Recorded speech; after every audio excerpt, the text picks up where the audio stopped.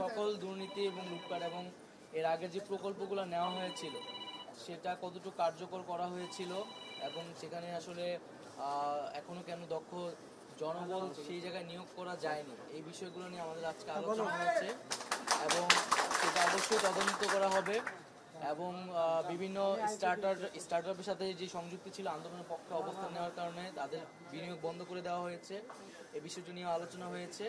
আমরা সামগ্রিকভাবে এবং এখানে বিভিন্ন বঞ্চিত যারা তারা কথা বলেছেন, তারা ন্যায় বিচারের কথা বলেছেন, আমরা কাঠামোগত পরিবর্তনের কথা বলেছি এবং দুর্নীতির বিরুদ্ধে অবশ্যই আমাদের জিরো টলারেন্স নীতি বজায়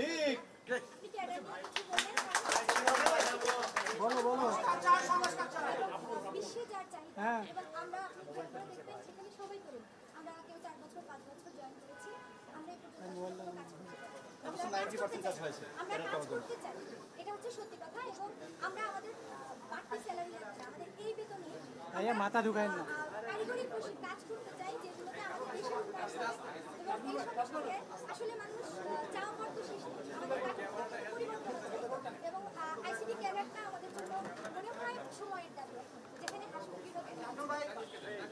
অবশ্যই আমাদেরকে তথ্য প্রযুক্তিতে বিপ্লব আনতে হলে তরুণদের এবং যারা এখানে কারিগরি টেকনিক্যাল জায়গায় দক্ষ তাদেরকে ব্যাপকভাবে যুক্ত করতে হবে এবং সেই জায়গা থেকে যে ধরনের কাঠামোগত সংস্কার প্রয়োজন সেটা সকল পক্ষের সাথে আপনাদের সাথেও আলোচনা করে আমরা দ্রুত সময়ের মধ্যে একটা সমাধান আনবো যাতে সকলেই এখানে কাজ করার যে সুযোগটি সেই সুযোগটি সকলের জন্য নিশ্চিত হয়।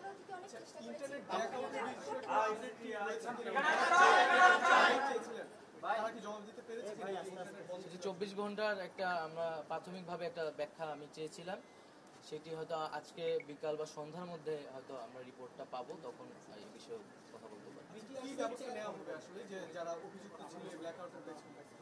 সেটা কোন পর্যায়ে তারা যুক্ত ছিল সেই অনুযায়ী আইনিভাবে যথাযথ যে প্রক্রিয়া সেই অনুযায়ী তাদের বিরুদ্ধে ব্যবস্থা নেওয়া হবে।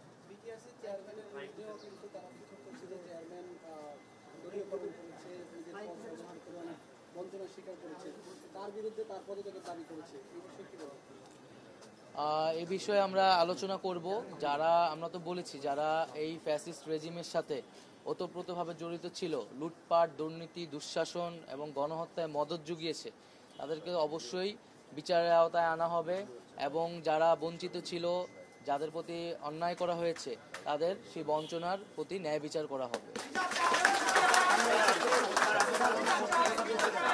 স্যার আমাদের একটা কাজ ভেন্ডর দ্বারা পরিচালিত হয়, হ্যাঁ, এবং সেই ভেন্ডর একজন নির্দিষ্ট মানুষের আত্মীয় স্বজন কাছাকাছি বন্ধু বান্ধব দিয়ে করানো হয়, ভেন্ডর প্রতিষ্ঠান দিয়ে, যেখানে হচ্ছে প্রচুর পরিমাণে দুর্নীতি হয়, নিম্নমানের ল্যাপটপ সরবরাহ করা হয়। আমরা মাঠ পর্যায়ে থেকে শুধু চেয়ে চেয়ে দেখি। হ্যাঁ, এখানে আমাদের সিনিয়র স্যাররা রয়েছেন, আসলে অনেক সময় তাদেরও হাত পা বাড়াতে আমি আপনাদের সাথে আমরা একদম অফিসিয়ালি বসবো, আপনাদের আহ্বান করব এবং তখন আপনাদের বক্তব্য, আমার আহ্বান থাকবে আপনারা আপনাদের বক্তব্যগুলো লিখিতভাবে তৈরি করে ফেলবেন এবং একটা কাঠামোগত পরিবর্তন কি হতে পারে, আপনারা কি চাচ্ছেন সেটা সুস্পষ্ট করে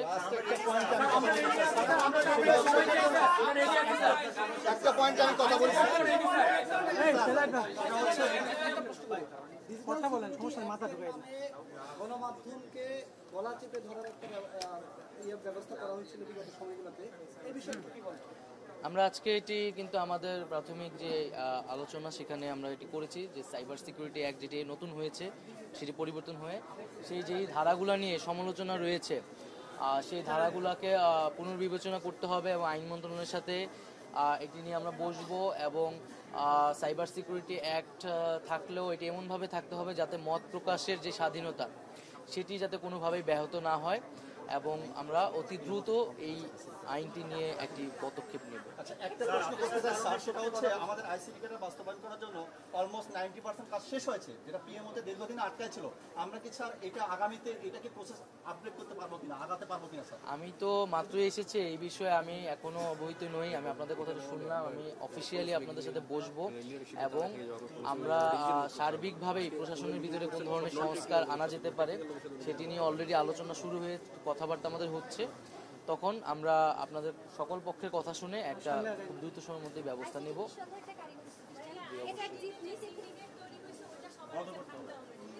অবশ্যই আপনাদের সকলের সহযোগিতা আমরা কামনা করছি।